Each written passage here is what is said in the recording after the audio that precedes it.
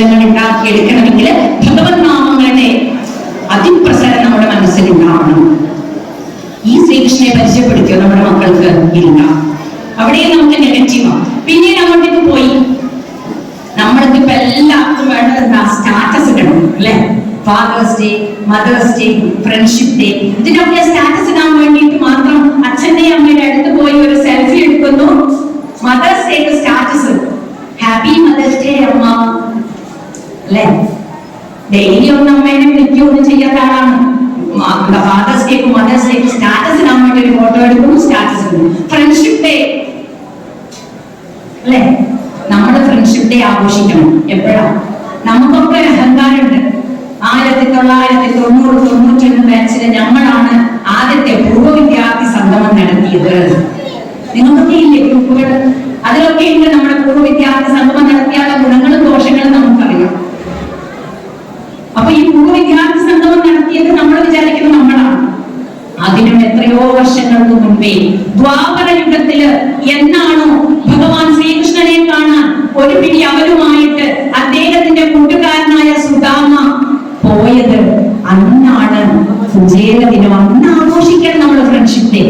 ഉദാത്ത സ്നേഹത്തിന്റെ ഉത്തമ മാതൃകകളായിരുന്ന കൃഷ്ണ കുചേലന്മാരുടെ കഥ പറഞ്ഞു കൊടുത്തു നമ്മുടെ മക്കൾക്ക്. എവിടെ സമയം ടീച്ചറെ? ഇവിടെ കുടുംബശ്രീ ഉണ്ട്, പിന്നെ NSSന്റെ യോഗമുണ്ട്, അല്ലെങ്കിൽ മറ്റേ യോഗമുണ്ട്, തൊഴിലുറപ്പിന് പോകണം, സ്കൂളിൽ പോകണം, കഞ്ഞി വെക്കണം, കറി വെക്കണം. ഇങ്ങനെ സ്വന്തം മക്കളെ ശ്രദ്ധിക്കാൻ സമയമില്ലാത്തൊരു കാലഘട്ടത്തിലാണ് നമ്മൾ ജീവിക്കുന്നത്. എന്ത് നോക്കിയാലും നെറ്റിന് കിട്ടും നമുക്ക്. അതുകൊണ്ട് ഇതൊന്നും പറയേണ്ട ആവശ്യമില്ല, പറഞ്ഞു കൊടുക്കേണ്ട ആവശ്യമില്ല. മക്കളൊക്കെ ഇങ്ങനെ വളർന്നു പോകും, അവരോട് സംസാരിക്കാൻ സമയമില്ല. മകള് വന്നിട്ടുണ്ടെന്ന് വെച്ചാൽ വന്നിട്ടുണ്ടെന്ന് പറയാനേ പറ്റും, അവരോടൊന്ന് സംസാരിക്കാൻ നമുക്ക് സമയം. നമ്മൾ ഫുൾ ടൈം ബിസിയാണ്. അപ്പൊ ശ്രീകൃഷ്ണ കുചേലന്മാരുടെ കുചേലനല്ല സുദാമ, അദ്ദേഹത്തിന്റെ പേര് സുദാമ. സാന്ദീപനി മുനിയുടെ ആശ്രമത്തില് കൃഷ്ണനും സുദാമയും നല്ല ക്ലോസ് ഫ്രണ്ട്സാണ്, നല്ല ഉറ്റ സുഹൃത്തുക്കളാണ്. വർഷങ്ങൾ കഴിഞ്ഞു. ശ്രീകൃഷ്ണൻ ദ്വാരകാനാഥനായി, ദ്വാരകയിലെ രാജാവായി. പാവം സുദാമ ദരിദ്രനായി, ഉടുക്കാൻ വസ്ത്രങ്ങളില്ല. ഒരു കല്യാണം കഴിച്ചു, 2-3 മക്കളൊക്കെ ആയി, കുറെ മക്കളൊക്കെ ഉണ്ട്. അവരെ പോറ്റാൻ ഒരു ഗതിയില്ല. അന്നത്തെ പോലെ തൊഴിലുറപ്പുമില്ല. ദ്വാപരയുഗാണ്. എന്താ ചെയ്യാ? ഭാര്യ നിരന്തരം പറയുന്നുണ്ട്, നിങ്ങളുടെ ഒരു കൂട്ടുകാരനുണ്ടല്ലോ, വലിയ ദ്വാരകാനാഥനാണെന്ന് കേൾക്കുന്നു, അദ്ദേഹത്തിന്റെ അടുത്തൊന്ന് പോയിക്കൂടെ? പോകണമെന്നുണ്ട്. എങ്ങനെയാ പോകാം? ദരിദ്രനാണ്, വലിയ രാജാവാണ്. അവിടെ പോകും എന്തെങ്കിലും കൊണ്ടുപോകണ്ടേ? കൊണ്ടുപോകാൻ കയ്യിലൊന്നുമില്ല. ഇപ്പൊ ഭാര്യ പറഞ്ഞ, ഞാനൊരു കാര്യം ചെയ്യാം, അടുത്തുള്ള ഇല്ലങ്ങളിലൊക്കെ ചെന്നിരുന്നാൽ എന്തെങ്കിലും കിട്ടും. അത് നെല്ല് കിട്ടും. ആ നെല്ലിനെ ഇടിച്ച് അവലാക്കിയിട്ട് കൊണ്ടുപോകാൻ പറഞ്ഞു. അങ്ങനെ ഭാര്യയുടെ നിർബന്ധത്തിന് വഴങ്ങിയിട്ട്, നമ്മൾ പലരും അങ്ങനെയല്ലേ ചെയ്യുന്നത്, ഭാര്യയുടെ നിർബന്ധത്തിന് വഴങ്ങിയിട്ട് തന്റെ സഖ്യത്തിനെ കാണാൻ വേണ്ടിയിട്ട് മുഷിഞ്ഞ തുണിയില് ഒരു പിടി അവലും കൊണ്ട് ഇങ്ങനെ പോവാം നമ്മുടെ കുചേലൻ.